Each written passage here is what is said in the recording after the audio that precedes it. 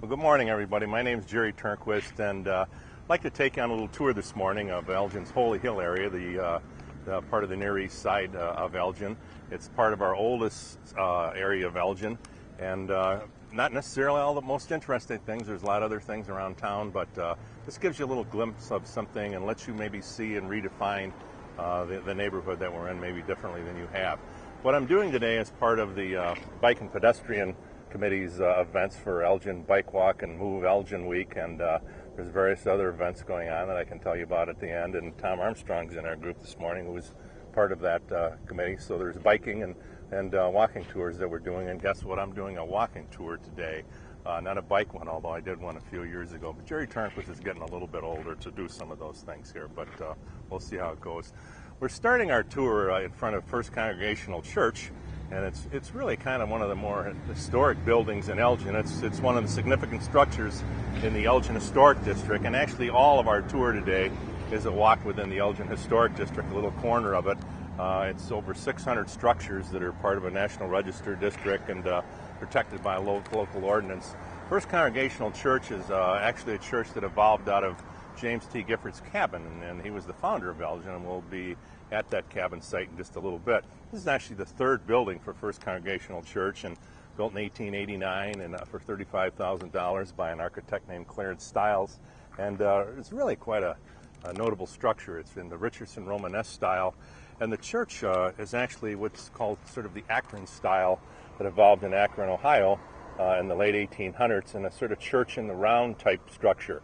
Unlike some of the rectangular churches that have the big processional and the aisle down the middle, this church doesn't have that. So that's their statement of how they were feeling at the time. I belong to this church, and actually I did a renewal of vows here just a few months ago, and my wife and I had to choose which of the smaller aisles we were going to go down because we didn't have that particular ability to go down that main aisle. A lot of movers and shakers of Elgin have been part of this church, and not the least of which is George Lord, who gave a park to the city, and his name is woven all through Elgin history. Actually lived in a house right across the street where the telephone company is today. And many other people were part of this church as well. And it actually served as sort of a community auditorium before we had the Hemmons Cultural Center, and later on the Masonic Temple, which is a block away, that sort of served that same thing. Graduations, community meetings, Booker T. Washington, Jane Addams, other people like that would speak here, and it has a large seating capacity. So, and actually one of the largest pipe organs in the Fox Valley as well. So, like a lot of downtown churches, First Congregational has officially reaffirmed their stance on staying in the downtown. Some have left over the years for sites further out west. First Congregational has chosen to remain here. In fact, as we were coming and going today, people taking part of the food pantry that is located go on here. In fact, you can see two cornerstones over there. One, 2009. The church raised some money a few years ago and refaced this part of the building, and actually did some interior modeling as well. They feel that their mission is best served by remaining in the downtown, where people need their services. And it's, of course, pretty nice to go into a building that has a historic character of one like this as well. So actually in this, talking about the Akron style and church, many of them have this Sunday school wing right to the left of it. And this was built to look like this in the 1960s again. And this is a little bit of a reconstruction of what was originally here. One of the other things to note about First Congregational, and this is probably one of the longer places we'll stop and talk today, out of Elgin's notable events in history, one of them was a Palm Sunday tornado in 1920, and it hit various places in Elgin. A lot of the survivors are pretty much passed on, but talked to different ones and read a lot about it, but this church was hit that Sunday morning just after church got out, and it hit the steeple, which fell into the church, and there were 3 people killed during that experience. Fortunately, church had just gotten out. The whole experience would have been a whole lot different. But the Palm Sunday tornado, which was part of various tornadoes that were going on in the area, really did a lot of damage in Elgin, and came across from the west side and moved up Dundee Avenue, and one of the real notable events of Elgin's history. So I'm going to lead you over in just a minute and show you Elgin's originally planned Main Street. So we'll stop here and head over to that spot for a minute.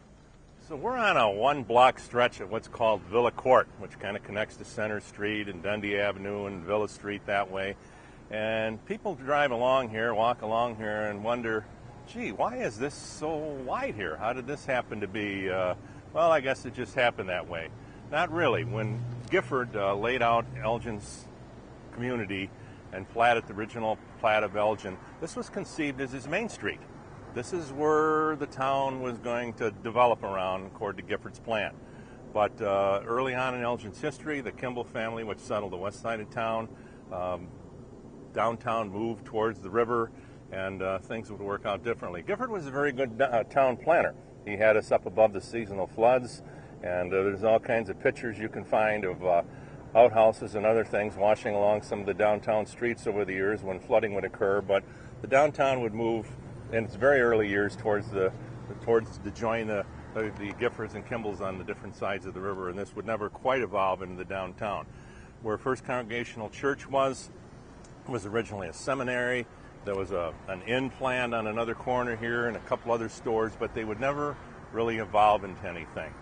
As we look at this area too, one of the things I always like pointing out as they take people on tours of Elgin, well, gee, we're looking right back to the beginning of the town, right back to, no, we're not. Sometimes, in some cases, we are, and we'll show you one of the Elgin's oldest, probably Elgin's oldest structure and Elgin's oldest downtown structure, which are different things in a little bit. But we're looking at the city's past, but not necessarily back to the beginning, because many of these cases, it's the first, second, and third, and sometimes fourth buildings that have sat on this site.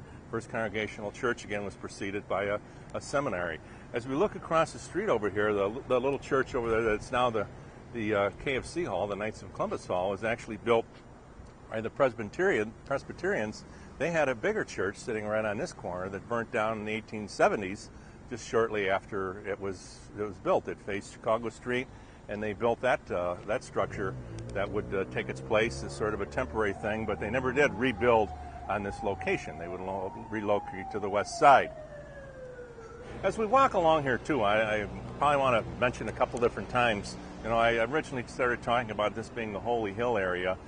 You will see as we go to different places quite a number of churches in the area, and that also goes back to James T. Gifford, who was a Congregationalist actually, and as I said, he had the First Congregational Church that we're looking at before evolved out of his log cabin, but he gave free lots to churches that want to locate in this community, and that led to all this assemblage of churches in this center city, this Holy Hill area. So you can go into old county directories and places like that and find one story, even a wayward traveler in the southern part of the Fox Valley asking for that city of churches, and the person would direct them to Elgin. So what's Elgin famous for? Well, as we'll make our tour along here, watches, the dairy industry, which we'll know something about. We have a Grand Victoria Casino today, but certainly its heritage of churches is constant, the theme of what we're doing, and we're in the oldest area that's got the greatest concentration of that. In fact, the last time I Googled churches in Elgin, I think I got over 100 hits. We got everything from a Buddhist temple to the Islamic center, you name it, and Elgin's got the churches. If you don't find what you like here, you're welcome to start your own, as many people did. So it's I guess a nice, very nice heritage to have and still be part of. So behind me is the First Universalist Church, and we're looking back to late 1880s, 1890s, and that must be been the original building there too, right, Jerry? No, not really. Actually, the red brick building that sits behind it, that would later be known as Unity Hall, was the First Universalist Church, and it sat on this corner, and they thought the corner was pretty prominent when they rebuilt their church, so they moved that whole structure a little further away. That red brick building looks like could be that old, but Mike Elft, who is our real true city historian, the rest of us are just interested students compared to him. We talk about the oldest buildings in downtown Elgin. That building dates from 1866 and originally was wood and had tall spires on it and looked very different than we remember it today, and would serve as the incubators for some other churches that would meet in the area, and people could meet there. and use that building. But what's going back to the First Universalist Church, which is now another congregation is located in there. It's unique. If you one of the people who was involved in this was George Hunter, who was the superintendent of the Elgin National Watch Company. This church is designed in the shape of a pocket watch. If you could see this from the sky, you would see it. We're looking at the fob in this corner and the main part of the watch from the air there. Anybody that would Google it and view it from above could see the shape of it in the church of shape of a pocket watch. And of course, Elgin's heritage of the watch company goes way back to the very, very beginning. And many of the people that came from this particular congregation, or were part of this congregation in the East, came here to work in the watch factory and would found this church. And of course, the story of Elgin's watch factory is another whole story that is for another tour or something sometime, where our watch industry began during the Civil War, and the first watch rolled off the assembly line in 1867 at the Hemmons Auditorium, and that would be part of Elgin's history for over 100 years, and over 60 million Elgin watches were manufactured in Elgin. But that's a story for another time. So we're going to walk along Villa Street and go about a block down here. We'll pass a couple other smaller churches that are located in this area and take a look at a couple other buildings and head towards James T. Gifford's log cabin, which was the first of several things in Elgin's history. If we walked along Villa Street, you saw a couple other different churches, one the Free Methodist, another building here, 77 Villa Street, was originally an Adventist church, would serve as the incubator for the Jewish synagogue in Elgin before they would move over on Division Street. And one of the longtime occupants here was a ballet studio named what? Anybody in the audience here remember? Lisa Bohm. So she was well known in Elgin, and this is where she got her start and was here for years. Also right behind me is the Prince Castle. And I went to Elgin High School a block away, and we came over here all kinds of times. Prince Castle would later evolve or become part of the Cock Robin restaurants, but it started in DeKalb, and there were various ones around northern Illinois, and the last guy, name of the founder, was named Prince. And it was always kind of different than some other places. You'd come in and grab your hamburger. They were already made up, or cheeseburgers, 25 cents and 29 cents for those hamburger and cheeseburger. Remember in 1967 when I was a student here, and of course they had malts or shakes here. Anybody in the audience remember their trademark shake here? They were known as 1 in a million, and pretty made. But if you wanted ice cream, they scooped that out for you too. So it would later close, and some of the other ones would change and evolve into some of the Cock Robin restaurants that we have today. But I never knew, even when I was a high school student, this building actually dated from 1930s. So, really a long part of Elgin's history. Now I'm going to turn you around and show you the other side of the street for a minute. The area, the other corner here, and we're at the corner of Villa and Fulton. This is a picture of the second building for First Congregational Church. We were looking at it as we began this tour, but this building would later become what was originally known as the New Brick Church, would later be sold to the Swedish Lutheran congregation and be one of the buildings. It was one of the first buildings torn down as part of the Civic Center, or the parking lots that were here, as Elgin in the 1950s and 60s needed a lot of parking, surface parking in city lots. This is one of the first buildings that would come down for that. This building is actually the site where Elgin was first incorporated. We have a city that its founding is February 29th, 1854, but before it was the city of Elgin, was also the village of Elgin, which was an entity that was 1 square mile in size. And the vote to incorporate it into the city of Elgin took place at this congregation building in 1846. I think the vote was 13-0. All men voting, of course. Women couldn't vote at that time. So it's kind of nice to look at that. And of course, Bethlehem Lutheran, that would later become part of this congregation and move out towards the Lord's Park area near the east side of Elgin. So behind me is a church built in 1896, and it wouldn't stay as a church very long. By 1917, it would be bought by and operated as the Grand Army of the Republic building, that it would remain for a long time. So it would serve as a place for some Masonic temple groups or Masonic groups to meet in places like that. But the GAR, the Grand Army of the Republic, was a very, very large veterans group in Elgin that allowed blacks in it, one of the few organizations that would, and that was their meeting place. As they would later close up, some of the artifacts from there would later become part of the Elgin Area Historical Society collection. And we're actually standing in the an area known as the GAR Park, a little triangular park, and there's a memorial here in honor of those men who had served in the Grand Army of the Republic. The very, very influential veterans group, just about impossible, I think, to get elected president at the time without their support. Behind me is the Elgin Turners. Actually opened as St. Mary's Academy in 1880, and it was a Catholic school for girls. Didn't stay that very long and became co-ed after a while. In the 1920s, they would move over to their location over on Gifford Street, but the later the occupant would be the Elgin Turners, that I think dates from the mid-1880s, that was down in East Chicago Street at the time, would take up a residence here. So here we have one of Elgin's oldest buildings that really, since 1880, has really only had 2 occupants. That's kind of an amazing thing. Now, we're not looking back at the building the way it existed as well. It was a school and had a pitched roof and some other embellishments, but when the Turners over the years have remodeled it and changed it and built out and expanded it inside to accommodate the meeting rooms for their organization, which is a German-American athletic club, and with a focus on gymnastics, which they did in the top floor, which was a gym for years. So we're in Davidson Park, and one of the things that I wanted to point out to you is the plaque that notes that 12 paces north of here was James T. Gifford's cabin, the founder of Elgin, and we'll take you over a little bit and show you one other couple things related to that. So why would he put a cabin here in the middle of a street? Well, obviously this street wasn't here at the time, and this is where he located his structure.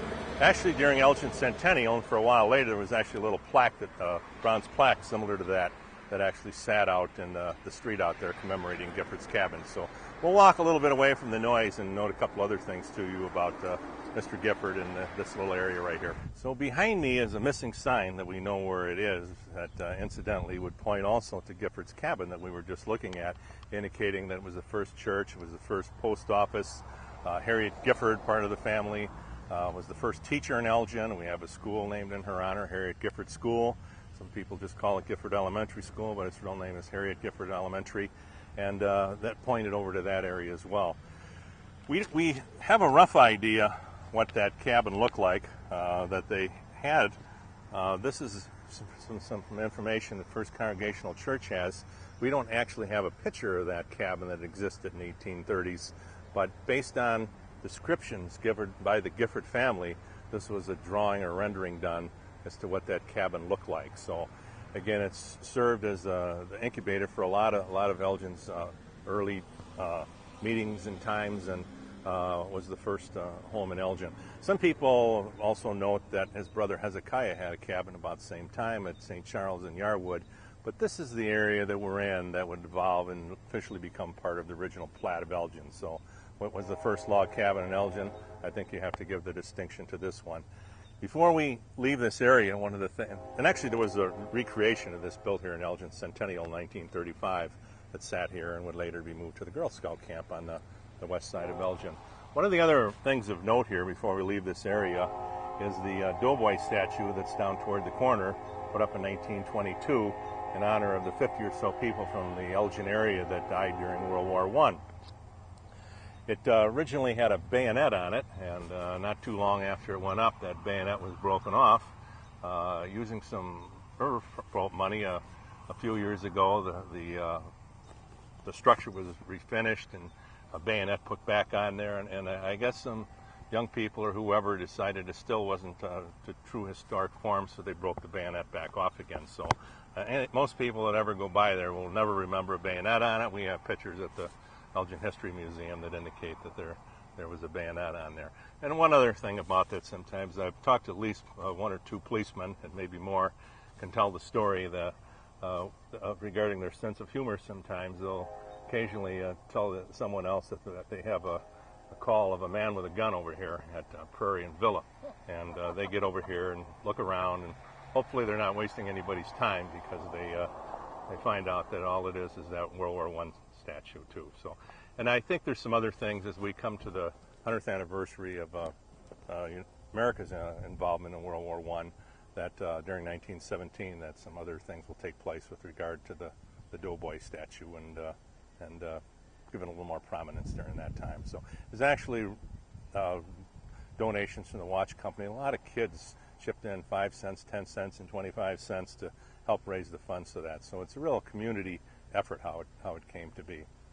Actually, this grassy area behind me used to have a base and was originally going to be the base for the Trygve Rolstad pioneer statue that would later be located by the Fox River on Kimball Street in Elgin. But this is originally where that was going to be located. How are they going to pay for something like that? It was conceived during Elgin's centennial in the mid-1930s. Actually, Congress authorized a $50 that still is a collector's item for people today, for coin collectors, that has the statue on the back and was actually sold for $1.50, and the extra dollar was going to go towards raising the statue. But it was the Depression, and not enough money was raised for that, and the project never really happened the way they thought, and the base eventually corroded away and was taken out, but put in by the WPA, the Works Progress Administration. So this originally was where that location was going to come, but I think it's much more prominently placed with all the things that have happened along Elgin's riverfront to make that a centerpiece for Elgin.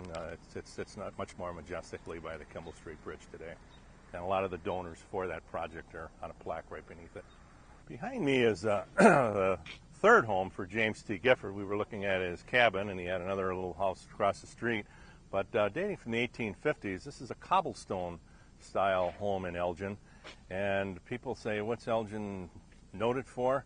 Well, we were talking watches, dairy industry, and things like that. But the cobblestone homes are one of the things that really are unique. There were probably 20 some at one time. There's not that many remaining. I haven't counted them lately, 7 or 8, and a couple homes that have cobblestone foundations. But this is a style that evolved out of upstate New York, and actually a lot of the people that were working on the Erie Canal project, some of the upstate New Yorkers, were the first one to come to Elgin, and they brought with them this style of building these cobblestone homes, making a product called limestone putty mortar, and building the walls right here, very, very thick walls, build it up a little bit at a time, and build these cobblestone type homes. Gifford would die shortly after this house was completed, and his son Orlando Davidson, we were in Davidson Park a little bit ago, would become the owner of it. And by early 1900s, it actually became rental property. So some people see different things around here and wonder over the years, how long some different things. Some places in our historic district have been rental property for a long time, and this is being one of them. That mansard roof, that curved roof style, Second Empire, was added in the 1870s. The other thing worth noting is we're actually looking at the back of this home. The front would face Villa Street, and this was part of Gifford's big estate here at the time. Villa Street was the state route that came to Elgin, and people that would build these cobblestone homes, especially in the east, again, most of them are within a 60-mile radius of Rochester, New York, would trade stones and get some of the prettier ones and the better shaped ones and use them on the front of their homes. So we're looking at actually the back, which has been the front for a long time, and if you could peek through from Villa Street, you'd see some of the other ones that are a little different nature. So it's also very interesting when you look closely at that home. The mortar in there, made locally, has been in there for years. It lives and breathes, and then we came up with a product called Portland cement that has all kinds of other different characteristics to it. But look at the craftsmanship on some of these early homes like this. And the Gifford Park Association, our very active neighborhood group, I know has paid and trained at least one artisan to learn how to work with these kinds of products so that people that own cobblestone homes can rebuild them and take care of them in the right way. We start putting the newer cement products in here, and they just aren't the right fit for these. And you'll see another cobblestone in a little bit in this tour that has had some more modern things done to it.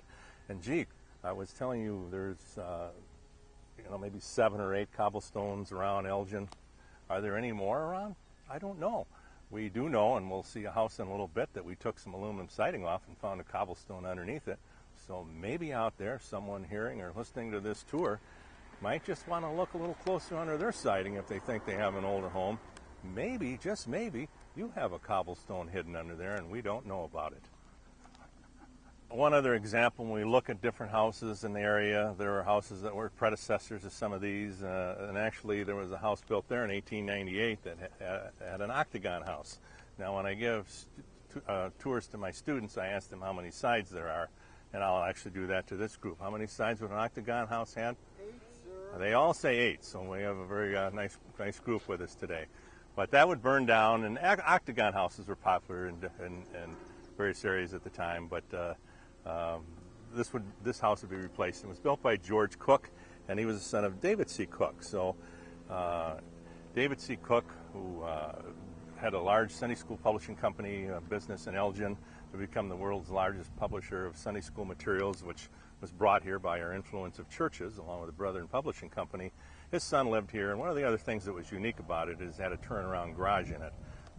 He was the son of a very, very wealthy person in Elgin, and turnaround garages, which I'm learning weren't all that uncommon, was one of the features that this house had that kind of made it kind of unique. Behind me is what many Elgin people would probably call High School Park, but the real name of this is the Gifford Park area. And it's right in a building across the other side that the Gifford Park Association would get their start in the 1970s.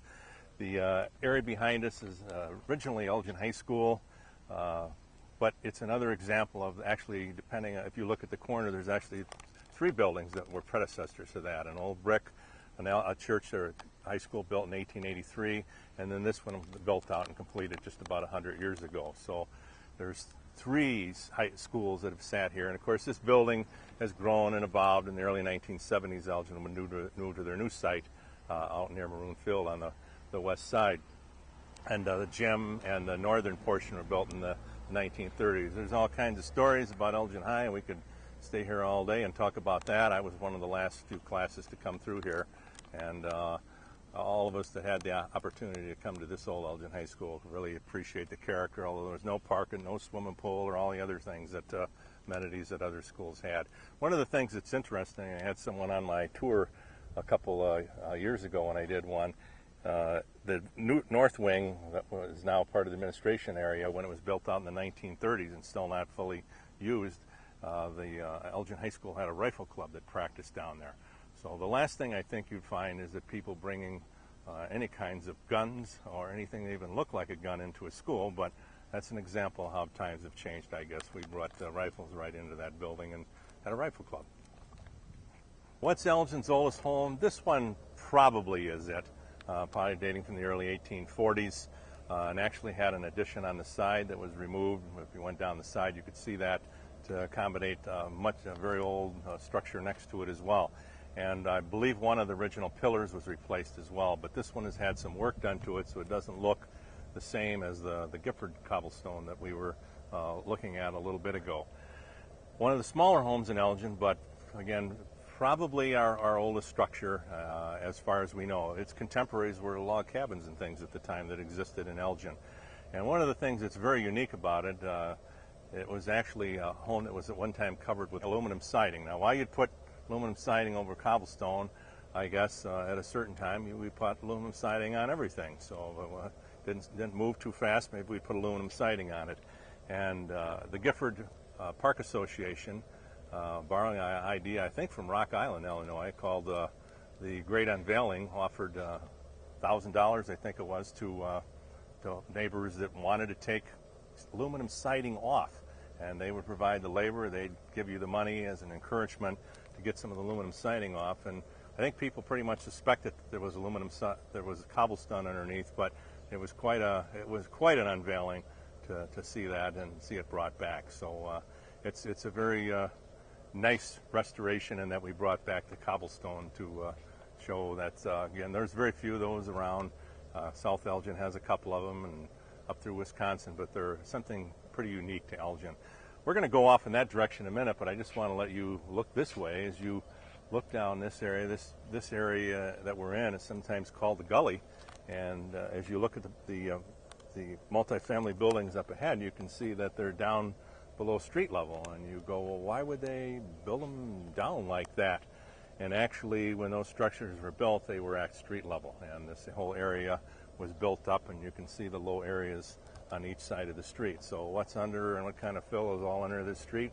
That's a good question. I don't know. Maybe some interesting finds for an archaeologist sometime. But it's kind of interesting to note, and as people that walk along here see those ground floors that are actually below the sidewalk level, they were actually at street level one time. Behind me is another mansard-style roof house, a nice example of it. And one of the people that was part of this for a while was a man named Murphy, and he would actually design the prototype of the Elgin sweeper that would still a business that's in the area today that makes their product and sends it around the world. So a place called the Elgin Tower and Tank Company that wasn't really producing towers and tanks at the time. He walked in and had some plans for what he thought was a prototype for a street sweeper, and eventually got going, and there's the guy's home that started all that. So what's the oldest building in Elgin? Gee, probably the one behind me right over here, which is part of the Roca grocery store. We think this building dates from about 1838 and was probably the first frame structure in Elgin, and looks like the picture I'm holding. Union meaning together, and it was a church built by the Baptists and the Congregationalists for their first church, and they would worship in there together. And it doesn't quite look like what we see today, but the outline of the roof and some of the other features is probably the same. Many people for years remember this as Parkview Drug that would be over here during the days that Elgin High School was over here as well, but this was probably Elgin's oldest structure. And this is another example of structures that were moved, because this was not originally built here.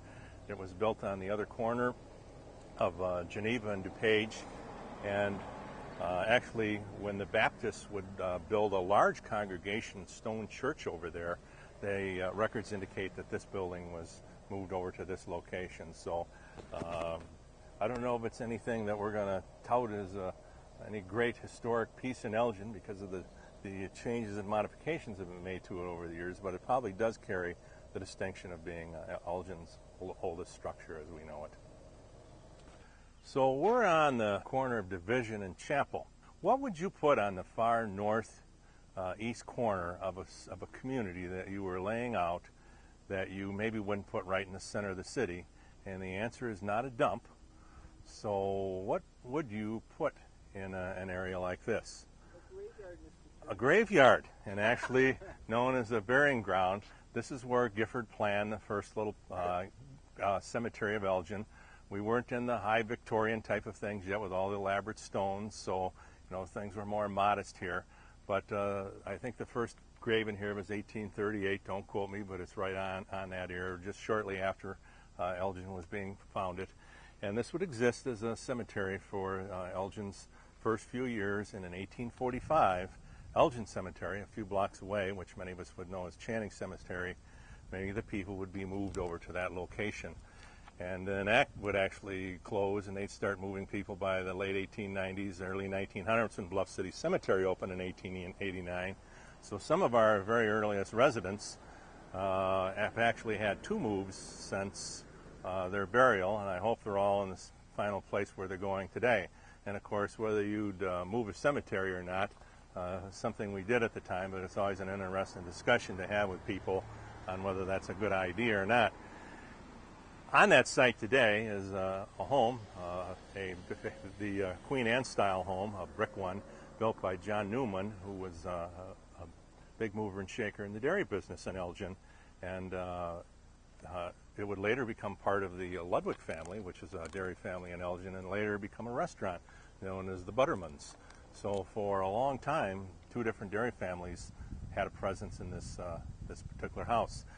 Now, we're standing next to Holy Trinity Lutheran Church, and my grandmother was a founder of this church. She was born in 1880, and one of the reasons I kind of know some of the things I know about Elgin history, she would provide me some talk about some different things and kind of nurture me in my thinking of Elgin history.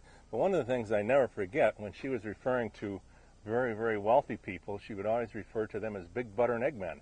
And I never could quite get, what do you mean, big butter and egg men, big butter and egg men? I knew it had to be someone of some prominence, but later, as I would learn about Elgin's dairy industry and realize the people, even before we had a watch factory in Elgin, we were shipping milk to Chicago in the early 1850s when the railroad would reach Elgin, and people would invest and become part of these large dairy conglomerates that we had in the Elgin area would be some of our wealthiest people in the area. So that dairy heritage, the Elgin Board of Trade that would set dairy prices through part of the nation, was very, very prominent in Elgin. By 1914 on up through World War I, the federal government was dealing with some of the price fixing that went on with that, and eventually that would be dissolved, and the dairy industry would take up greater prominence in the Wisconsin area, of course.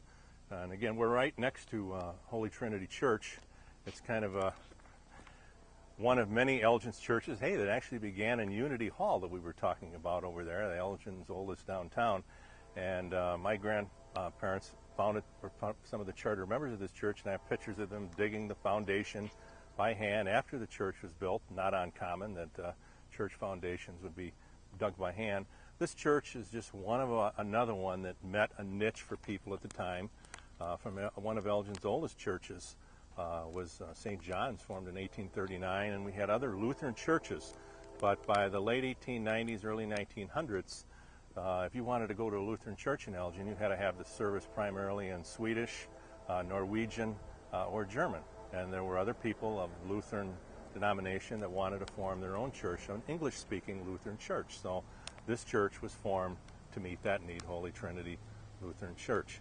And actually it is another one of the various churches that exist in the downtown area that has reaffirmed their mission to stay here, and they feel they have a church worth staying in, and their needs are best met by maintaining a presence in this area as well. Before we start our trip back to the beginning of our tour, I did want to note a couple other homes that are in this area. That farthest home, second from the corner, was actually an Italianate style house, and it was remarkably changed over the years. It would become a church in the 1920s, the Christian Scientist Church. But probably the more historic notable distinction of that home is it was bought by Gil Borden Jr., and he eventually intended to move to Elgin. Gil Borden, as in the Gil Borden is in the Borden dairy industry, his third wife, Emmeline Church, was from Elgin, and she convinced Gil Borden to move to Elgin. Borden had invented the process for condensed milk, and had factories in the east, and she convinced him that this would be a good location to put another one of his factories where the center is today. The rec center would become the largest milk-producing company of its kind, producing the Eagle brand condensed milk, and it would become the real cog in the wheel to Elgin, already thriving as a dairy industry, and this that would be built out during the Civil War would just add to Elgin's prominence as a dairy industry. He also had strict standards for milk products, and that gave Elgin a good name as well in terms of the type of stuff that we were producing here. Now, Gil Borden never lived in Elgin. He died shortly before the time that he was to move here, but his wife, and he was buried in the east, his wife is buried at Bluff City Cemetery in Elgin. But yet we remember Gil Borden all the time because we have a library called the Gil Borden Public Library in Elgin. And actually the reason we have that is because his stepson, Alfred Church, who lived in the other corner, that's been a funeral home since the late 1930s rather, his brother and him, Alfred and Samuel Church, who were stepsons of Gil Borden, decided that they wanted to honor their stepfather, and they bought a house, Schofield home, that still stands at Spring and Highland today, and gave it to Elgin Township that operated the library at the time, that was then down on Chicago Street, with the stipulation that it be known as the Gil Borden Public Library. So from the early 1890s, Elgin's library, originally operating as a township library, has carried the name the Gil Borden Public Library. It's moved to two separate locations since then, and it still carries that name. So sometimes people that are new to the community get a little confused when they hear or wonder or look up, let's find the Elgin Library. You're not going to find anything by that location, but you will find the Gil Borden Public Library. By the way, Mr. Church, who lived in that corner, made his money in real estate, and that's why he had a very nice home. He wasn't in the dairy industry, and he left Elgin in the early 1900s. He said the property taxes here are too high. I don't know if I've ever heard that before, but I guess maybe it goes back a little further than we think. I think he moved to New Jersey is where he relocated. So two notable homes in Elgin and part of our dairy heritage as well. So as we work our way back to the beginning by First Congregational Church, I guess I would just draw your attention to the skyline of churches in the downtown, the steeples here, part of the Holy Hill area of Elgin's oldest churches. And right across the street is St. Joseph Church. It's founded by German Catholics. Our earliest church, Catholic church, is St. Mary's. We didn't go by that today, founded in the early 1850s, in a cobblestone building, by the way, by Irish Catholics. But German Catholics would arrive here later and actually start their church in that Knights of Columbus Hall would be another group that would form, and they would begin their own church here, St. Joseph Church, that also has a school attached to it over there too. So, but it's really the skyline of churches, I think, that sort of makes this area of Elgin's religious heritage that goes back to our founder, James Gifford, who would give a free lot to people who want to locate here. So we're going to wrap up our tour here. We've gone through parts of the oldest neighborhood that Elgin's founder, James Gifford, laid out. Have we seen everything? Heck, goodness, no. There's all kinds of other things we could see, and you might be wondering, if you know the area, why we passed by some certain things. Well, we could have stopped and seen and do another tour and just visit all different things along the area. There's so much to see around here. It's a very, very interesting area.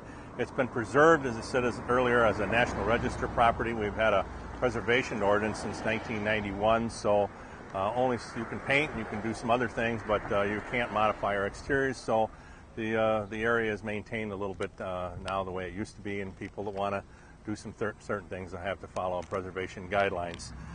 People want to learn more about Elgin history. Well, there's people like me. How did I get all this? You can go down to the Gelborden Public Library, which is a great resource, and look through the actual nomination when this area was put on the National Register. There's all kinds of other publications and sources. There's this library site that talks about how to research a home, that you can go find out things about homes and buildings yourself. And there's an endless number of newspaper articles that talk about all different homes that have been indexed, and some others that aren't. I just retired from teaching, which I loved all my life, and now I'm going to be at the Gelborden Library. There's a lot of newspaper articles. I want to look and connect the dots and learn even more about what I took you through today, and there's so much to learn. Elgin, outside of the city of Chicago, I don't know if there's a city that quite has the interesting history we do. And I don't know, if there'd be hard to find a city that's been documenting its history the way we are and all we're doing. So hope some people that came along today via the camera got to see and learn and see the context of this neighborhood in a different way. And I'm glad you're along.